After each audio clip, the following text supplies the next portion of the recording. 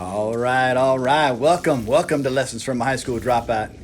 Yes, this is your 17-year-old dropout from 1982 in the science lab today for Science Friday. So, first, I want to thank you all for all your support, your comments, all of the great remarks and the shares on our podcast. It's really taken off, and I appreciate everybody tuning in that tunes in, taking time out of your day, taking time to learn something new. That's what we're all about here at Lessons from a High School Dropout. And the Science Friday, it is an opportunity for us to go a little deeper. Like we don't go deep enough every day, right? Well, deeper in the mind to help us transform to become something new, right? If we're going to become something new, why let that be dictated by our surroundings? Let's create the newness in our life. Let's create the consciousness that we want to be motivated, right? So our motives are what we want, not what we're programmed by our environment, right? So let me ask you, what drives your motive today, right? You know, what is that? Is it today's motive, or is it 10 years ago, right?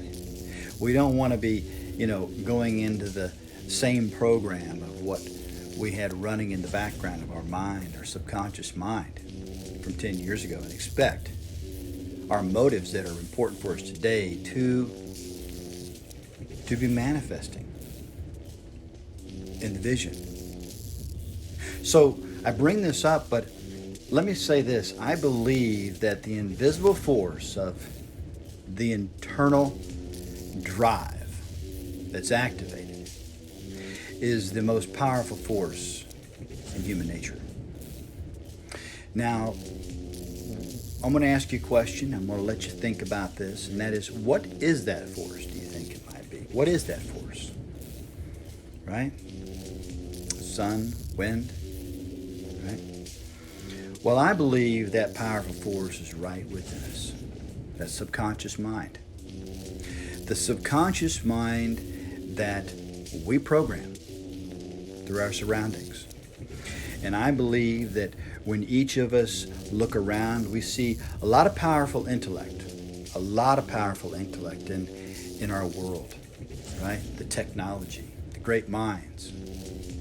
But what drives that intellect, right? I mean, if we got the intellectual books, we got the intellectual technology, right? We have, AI, artificial intelligence, right? It's incredible work. But the big challenge with AI and its intellect is the power of reason, right?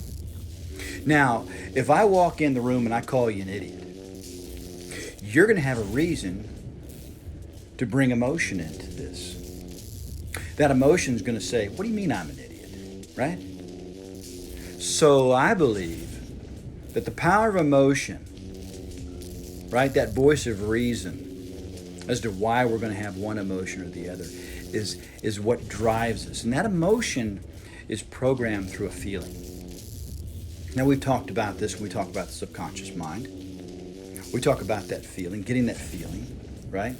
If you're in sales, you better wake up with a good feeling. You better be waking up with an optimism if you want to have a great sales day today, right? If you're selling something where it's an emotional purchase, like a vehicle, like an auto sales, it's pretty important to get that person having a good feeling when they're in that vehicle.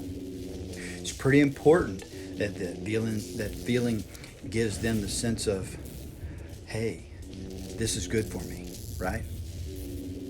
Well, when we get into this, let's get into how many of us are moved to buy something, right? Let's look at how people in our world that we can really relate to have used the power of emotion from the power of an intellectual device. Like the iPhone, Steve Jobs. He'd always go on stage, and everybody would wait in line for hours. They'd camp out. Now listen, you don't remember, but Let's go back and remember that in 2005, 2006, 2007, they bring out these little iPods and people wait in line for a day. They'd be camping out. Now, that power of that emotion that he gave on that stage presence was very moving. Let's go back to the 90s, right? When I would go to Comdex in Las Vegas for these conferences and meet people and try to grow the business that I was involved in, that I've been involved in for years. Meeting people, touching base. They'd get out there in these stages and these people would be, from Fujitsu or, Sony. But when Bill Gates would get on stage and say, here we go, this is the new Windows program, the emotion in the room was off the charts. It was off the charts. So what this lesson today is about is looking at your emotions, right? You can have motives, but your motives, we're not about motivating you right now. We'll get you motivated. But your motives have to have the right emotion. It's very important. Because if Steve Jobs walked out and says, here it is, this glass device called an iPhone, and just kind of went through it and the beauty of that device is it was sexy to people, right? How many of you have ever gone out and got an iPhone? You just got one a year and a half ago and it's still in great shape and works fine, but you're going to go get another one. It's the emotion. It's the excitement.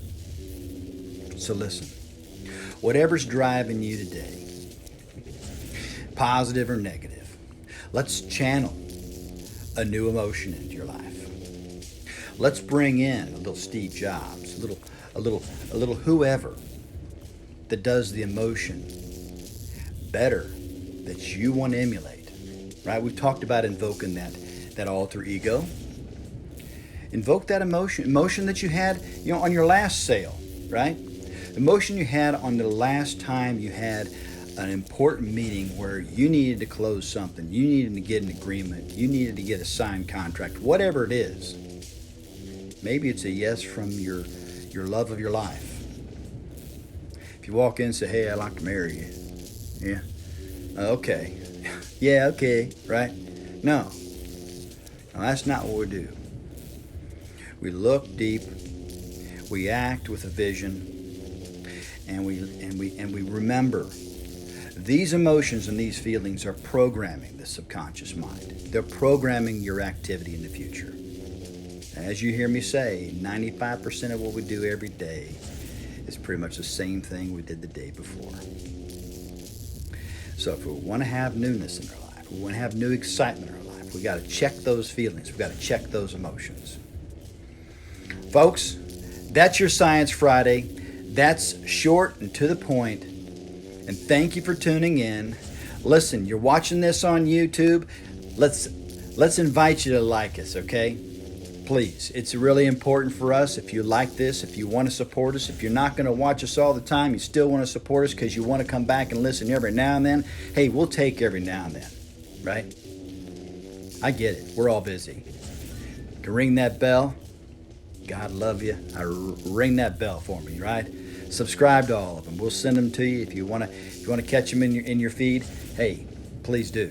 Thank you. And remember, we're on Apple Podcasts, Google Podcasts, Breakers, Anchor, Spotify, Radio Public. There's one that I found that's from I saw it again today. Listen Learners or something like that. It's an Arabic channel, which I gotta be excited about. It's getting out to all kinds of platforms. Lessons from a High School Dropout is here to not just, be exciting and motivate you. We're going to get you motivated somehow. We want to get you motivated within you and what your purpose is and your desires and your dreams and discover your gift. But we're here to transform people to be the greatness that they have within them, to bring it out. So share us when you can. Tune in when you can. And until next time, ciao for now. Thank you. My name is Troy Thomas Joseph Fitch. We'll see you next time.